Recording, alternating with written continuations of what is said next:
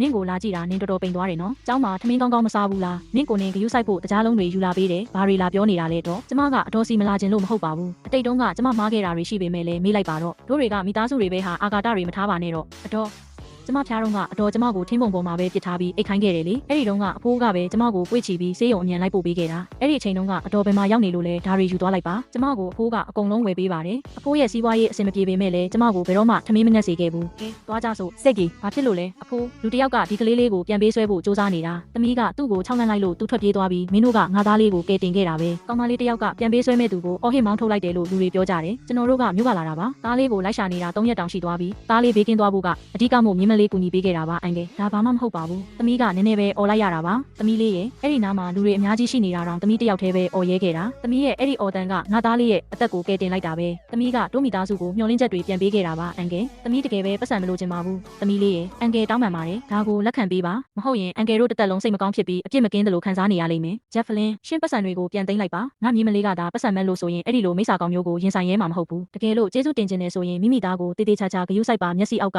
အပြောက်မခံပါနဲ့ဒါဆိုရင်တင်လုံလောက်ပါပြီသမီးလေးကျေးဇူးတင်ပါတယ်ဘလို့ကျေးဇူးဆက်ရမှန်းတောင်မသိတော့ဘူးသမီးဘာပဲလိုချင်ပြောပါအန်ကယ်တို့အကုန်ပေးပါမယ်ရပါတယ်အန်တီရဲ့သမီးလေးတစ်ခါတော့ကလမ်းပြောက်ဘူးလို့အဲ့ဒီလိုခံစားချက်ကိုကောင်းကောင်းသိပါတယ်သမီးလေးအမှန်တိုင်းပြောစမ်းပါမြို့ကအထက်တန်းကျောင်းကိုသွားတက်ချင်လားကျောင်းဝင်ခွင့်လိုအပ်ချက်တွေကိုကောသိလားဟုတ်ကဲ့သိပါတယ်သမီးရဲ့ကျောင်းဆောင်မေးပွဲအမှတ်တွေကအမြင့်ကြီးတွေကြီးပဲသမီးလေးကေကေအန်ကယ်ကမြို့မှာဆိုင်တစ်ဆိုင်ဖွင့်ထားပြီးအဆင်ပြေပါတယ်သမီးကိုကျေးဇူးတင်စကားတစ်ခွန်းနဲ့ပဲကျေးဇူးဆက်မှာမဟုတ်ပါဘူးတကယ်လို့ကျောင်းတက်ဖို့ဖြစ်ဖြစ်အိမ်တွက်ဖြစ်ဖြစ်ပတ်စံလို့ရင်အန်ကယ်ကိုပြောပါဒါကပေးကမ်းစွန့်ကြဲတာမဟုတ်ပါဘူးဂျက်ဖလင်းလူဆိုတာဒုက္ခရောက်နေသူကိုကူညီရမှာပဲငါတို့ကူညီခဲ့ပြီးပြီဆိုတော့ပြီးတာပါပဲဒီကလေးမလေးကကျွန်တော်တို့နှစ်ယောက်လုံးအတွက်ကောင်းချီးမင်္ဂလာတစ်ခုပါပဲနှုတ်ဆက်ပါတဲ့အဖိုးတရာမောင်လေးစိုက်ရုံနင့်မေနဲ့ဝေးမသွားနဲ့ဦးငါတော့အခုထိတောင်မယုံနိုင်သေးဘူးနင်ကအဲ့ဒီနားကဖြတ်သွားတော့ကလေးငိုတန်ကိုကြားရတယ်ဆိုတာဘလို့တောင်တိုက်ဆိုင်လိုက်တယ်လေဒါကတိုက်ဆိုင်တာမဟုတ်ပါဘူးအဲ့ဒီကလေးငိုတန်ကသမီးငယ်ငယ်တုန်းကလမ်းပြောက်ခဲ့စဉ်ကငိုတန်နဲ့ထပ်တူကြနေလို့ပါသမီးသူ့ကိုပြစ်မထားနိုင်ခဲ့ဘူးညီမလေးကစိတ်ထားကောင်းလို့ဖះသခင်ကကူညီတာပါအဖိုးသမီးကစုလက်တွေကိုမမျှော်ကိုးပါဘူးဒုက္ခရောက်နေတဲ့ကလေးတွေအများကြီးရှိပါတယ်သမီးသာသူ့ကိုကယ်တင်နိုင်လျက်နဲ့မကယ်ခဲ့ရင်စိတ်အေးလက်အေးအိပ်ပျော်နိုင်မှာမဟုတ်ဘူးညီလေးလောက်တာမှန်ပါတယ်ဒါပေမဲ့နောက်တစ်ချိန်ဆိုရင်တော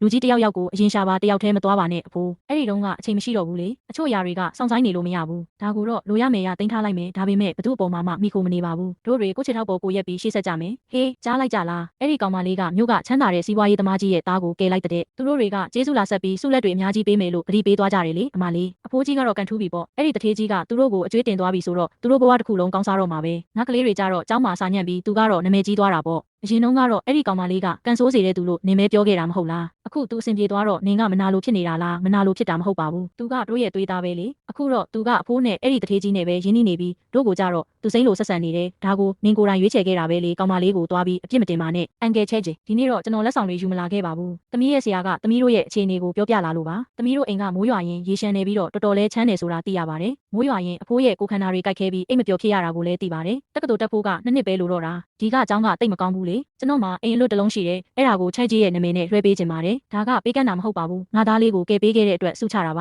ါဒါကဘာမှမဟုတ်ပါသေးဘူးဂျက်ဖလင်းဒါတော့မဖြစ်နိုင်တာကျွန်တော်တို့ကကူညီုံလေးတင်ကူညီခဲ့တာမို့ဒီလိုလက်ဆောင်ကြီးကိုလက်မခံနိုင်ပါဘူးအဖိုးနားထောင်ပါအောင်ဒါကကျွန်တော်ရဲ့စေတနာအစ်အမှန်ပါတကယ်လို့အဖိုးလက်မခံရင်ကျွန်တော်ဇနီးဒီညဘက်အိပ်ပျော်မှာမဟုတ်ပါဘူးကျွန်တော်တို့အတွက်ငှက်ညာပြီးလက်ခံပေးပါချေကြီးရဲ့အိမ်ကအလူကြီးပါဒီမှာလာနေကြပါကျောင်းနဲ့လည်းနီးပါတယ်သမီးလေးတက္ကသိုလ်တက်ပြီးအောင်မြင်တာကိုပဲမြင်ချင်တာပါအန်ကယ်လင်းအန်တီတို့ရဲ့စေတနာကိုသမီးတို့တန်ဖိုးထားပါတယ်ဒါပေမဲ့အိမ်တစ်လုံးဆိုတာကတော့အလွန်ကြီးမားလွန်းလို့သမီးတို့တေးသေးချာချာစဉ်းစားပါရစေဦးကောင်းပါပြီတေးသေးချာချာစဉ်းစားကြပါဘယ်အချိန်ပဲဆုံးဖြတ်ဒီအိမ်ကသမီးတို့အတွက်ပါပဲအဖိုးကြီးကျွန်တော်အမှန်တိုင်းပြောရရင်မြို့ကကျောင်းကပို့ပြီးကောင်းပါတယ်အဲ့ဒီမှာဆိုရင်ကေကျက်ကတက္ကသိုလ်ကြီးတစ်ခုခုကိုတေချာပေါက်တက်လန်းနိုင်မှာပါနေမိသားစုကရိုးသားတဲ့သူတွေမို့သူတို့စေတနာကအမှန်တွေပါငါကတစ်တလုံးတောင်ပေါ်မှာပဲနေလာခဲ့တာမြို့ပေါ်မှာဘာသွားလို့ရမှာလဲအဖိုးဒါကသမီးအတွက်တင်မဟုတ်ပါဘူးစောင်းတွင်းရောက်ရင်အဖိုးခါးတွေခြေထောက်တွေနာကျင်လွန်းလို့အိတ်တောင်မအိတ်နိုင်ဘူးမလားသမီးအဖိုးကိုဒီမှာဆက်ပြီးအပင်ပန်းမခံစေချင်တော့ဘူးအဖိုးသမီးကိုကယ်တင်ခဲ့တုန်းကအဖိုးမှာဘာမှမရှိခဲ့ဘူးလေအစားအစာတွေကိုအတူတူမျှဝေစားတောက်ကြမယ်လို့အဖိုးပြောခဲ့တယ်မလားအခုသမီးလည်းရောက်ပါပြီစောင်းတွင်းမှာအဖိုးကိုနွေးနွေးထွေးထွေးရှိစေမယ်အိမ်လေးတစ်လုံးပေးချင်တာပါကောင်းပါပြီတို့တွေမျိုးကိုပြောင်းကြတာပေါ့ဒါပေမဲ့အခြေအနေတစ်ခုတော့ရှိတယ်တို့တွေအိမ်ကိုအပိုင်မယူဘူးယာယီပဲနေကြမယ်သူများစီကအများကြီးလက်မခံချင်ဘူးငါကတစ်သက်လုံးဘသူအကျွေးမှမတင်ခဲ့ဘူးအခုအသက်ကြီးမှလည်းအကျွေးမတင်ချင်ဘူးဒါဆိုရင်လင်းကိုကျွန်တော်ပြောပြလိုက်ပါမယ်သမီးเจ้าပြီးတဲ့အထိပဲအိမ်ကိုခဏငားနေတဲ့ပုံစံမျိုးပေါ့ဒါဆိုရင်သဘောတူပြီနော်ဒီအိမ်ကကျွန်တော်အဖေရဲ့အိမ်ဟောင်းပါရေမီးနဲ့မီးဖို့အစ်စ်တွေအကုန်ရှိလို့နေရတာတက်တောင့်တက်တာရှိမှာပါအောက်ထပ်အခန်းကအဖိုးအတွက်ဖြစ်ပြီးအပေါ်ထပ်အခန်းကတော့ကြေးကြစာချက်ဖို့အတွက်ပါဟိုးမှာတလဲသီးပင်ကြီးကိုကြည်စ န်းပါအဖွားမှလည်းတလဲသီးပင်တပင်ရှိဘူးတဲ့ဒါပေမဲ့အပင်ကတေးသွားခဲ့ပြီ